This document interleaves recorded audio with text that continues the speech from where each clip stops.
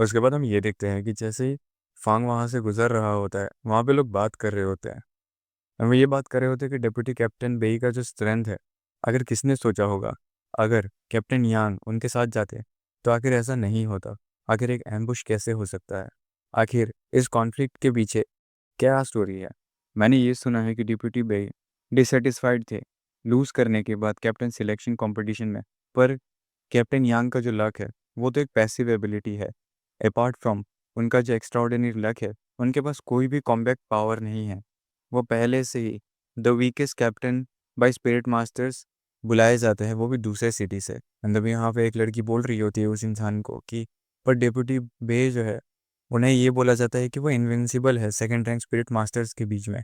तो आखिर वो हार कैसे सकते हैं उस कंपटीशन में? एंड द फांग जब ये सुनता है, वो बोलता है कि लक, लक, आखिर ये तो बहुत ही ज़्यादा इंटरेस्टिंग एबिलिटी है।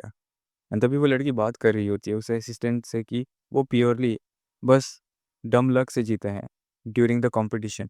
डेप्यूटी वे को एक स्टोमक एक था और वो अपना 100% नहीं दे सकते थे। पर फिर भी इवन उनके वीकेस्ट पॉइंट पे कैप्टन यांग जो है, वो एक सेकेंड रैंक स्पिरिट मास्टर है।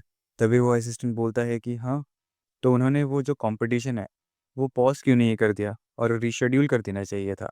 तभी वो लड़की बोलती है कि कम ऑन, डिप्टी बे टिपिकली एक कोल्ड एरोगेंट इंसान है।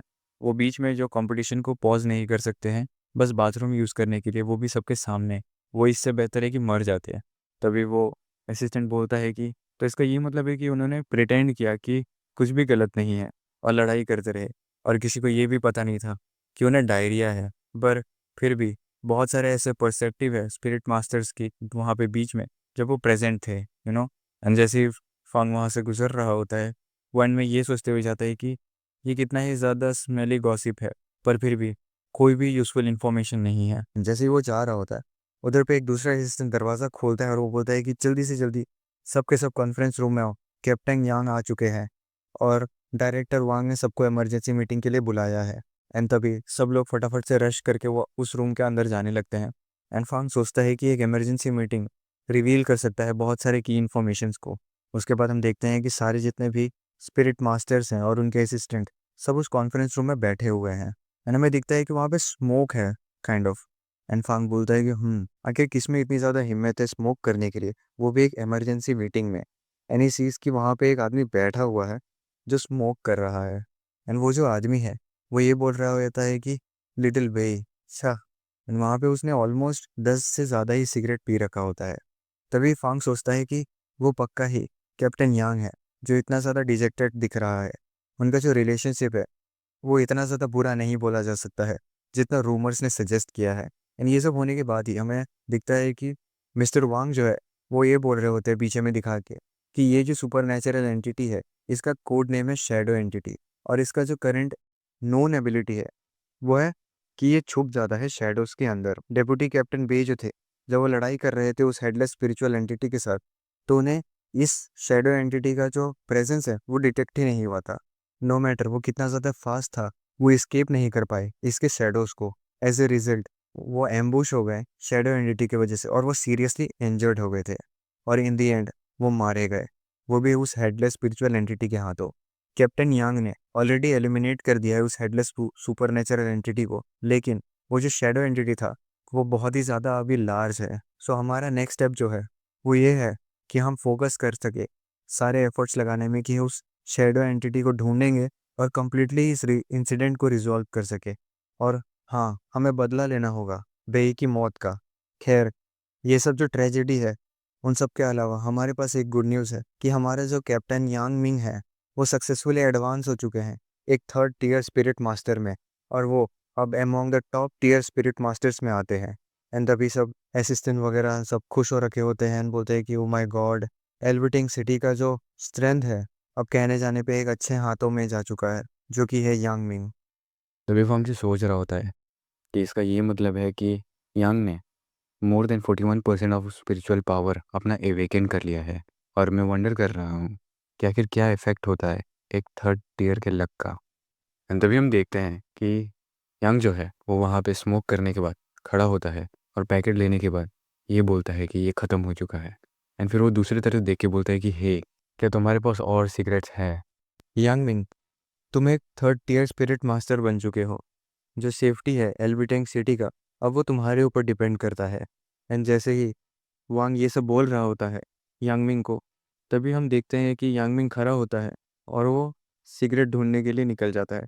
तभी वांग बोलता है कि अपने आप को संभालो। एंड जैसे ही वो ये बोलता है, एंड तभी यांग बोलता है कि तो फिर मैं जा रहा हूँ खुद के लिए सिगरेट खरीदने के लिए। एंड जैसे ही वो ऑलमोस्ट जा ही चुका होता है बाहर में, तभी वांग गुस्से में बोलता है कि रुक जाओ वहीं पे जहाँ पे तुम हो। क्या तुम नहीं चाहते हो कि हम बदला ले बेई की मौत का? तभी यांग बोलता है कि उसका बदला लेना? क्या उसका बदला लेना वापस ला सकता है बेई की ज़िंदगी को? तभी वांग थोड़ा सा उदास एंड काइंड ऑफ एक बुरे स्टेट में चला जाता है। वो बोलता है कि एंड तभी वांग बोलता है कि ये लो, मेरे पास सीक्रेट्स हैं, इन्हें तुम रख लो।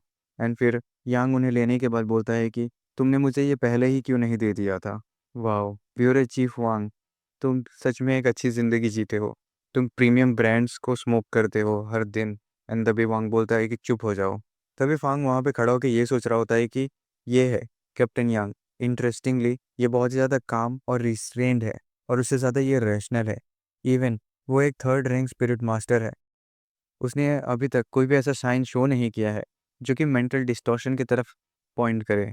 एंड जैसे ही ये सब चीज़ें चल रही होती है, हम देखते हैं कि उधर से दरवाज़ा खुलता है, उधर से चिल्लाते हुए एक असिस्टेंट आता है जो बोलता है कि डायरेक्टर वांग। एंड जैसे ही वो ऐसे चिल्लाते हुए आता है, तभी डायरेक्टर वांग गुस्से में बोलता है कि मेंटेन डिसिप्लिन। मैंने तुम्हें कितनी बार बोला है कि तुम मेंटेन किया करो डिसिप्लिन को, और ऐसे अचानक से मत आया करो।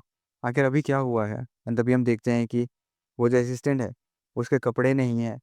एंड वो रो रहा होता है और वो बोलता है कि जिस इंसान को तुमने मुझे रेस्ट एरिया में ध्यान रखने के लिए बोला था, उसने मुझे नॉकआउट कर दिया और भाग गया। उसने इवन मेरे कपड़े भी चुरा लिए। तभी वांग अचानक से खड़ा होता है और बोलता है कि क्या? तो तुम ये कह रहे हो कि फांगशु भाग गया? ऑल यूनिट्स जल्दी से अलर्ट हो जाओ और उसे ढूंढो। एंड तभी सारे लोग अलर्ट हो जाते हैं और बोलते हैं कि ठीक है, हम उसे ढूंढते हैं। तभी जब से ही सब भाग रहे होते हैं उसे ढूंढने के लिए, तभी फांग सोच रहा होता है कि इतना जल्दी ये उठ गया, वो भी अनकॉन्शियस करने के बाद भी। मुझे लगता है कि मेरी जो टेक्निक है उसे इम्प्रूवमेंट की ज़रूरत है। एंड जैसे ही वो ये सब चीज़ें सोच रहा होता है, हम देखते हैं कि शेन जो है उसने ऑलरेडी देख लिया है फांग को वहाँ पे, और वो बोलते हैं कि फांग शो, तुम एक्चुअली यहाँ पे हो। एंड जैसे ही वो सबको दिखता है कि वो वहीं पे, सब अपना गन, असिस्टेंस एंड ऑल सीधा के सीधा पॉइंट कर देते हैं फांग की तरफ। एंड वो बोलते हैं कि कैप्टन यांग, उस इंसान से दूर रहो। एंड कैप्टन यांग वहीं पे नीचे बैठ के स्मोक कर रहा होता है। फिर वांग बोलता है कि फांगशु, तुम्हें पता है कि ये क्राइम होता है अटैक करना किसी भी स्टाफ को जो कि है इन्वेस्टिगेशन ब्यूरो में है। आखिर तुम्हें एग्जैक्टली चाहिए क्या, और रेदर तुम एग्जैक्टली हो क्या? एंड जैसे ही ये सब चीज़ें हो रही होती है, फांग यांग के पास जाता है और वो ऐसे नीचे झुक के बोलता है, क्या तुम चाहते हो कि तुम बेई की लाइफ को वापस लेके आ जाओ? एंड जैसे ही फांग ये सब चीज़ें उसे बोलता है, वो बोलता है कि बच्चे, रिगार्डलेस तुम कौन हो और तुम कहाँ से आ रहे हो, तुम्हें मरे हुए इंसान के लेके कैजुअली ऐसे जोक नहीं करना चाहिए, वरना तुम मारे जाओगे। एंड जैसे ही ये चीज़ वो फांग को बोलता है, फांग ये सोचता है कि मैं फील कर सकता हूँ इसके एनर्जी को, ये जो प्रेशर है, क्या यही पावर है एक थर्ड रैंक स्पिरिट मास्टर का? पर मेरे लिए ये कुछ भी नहीं है।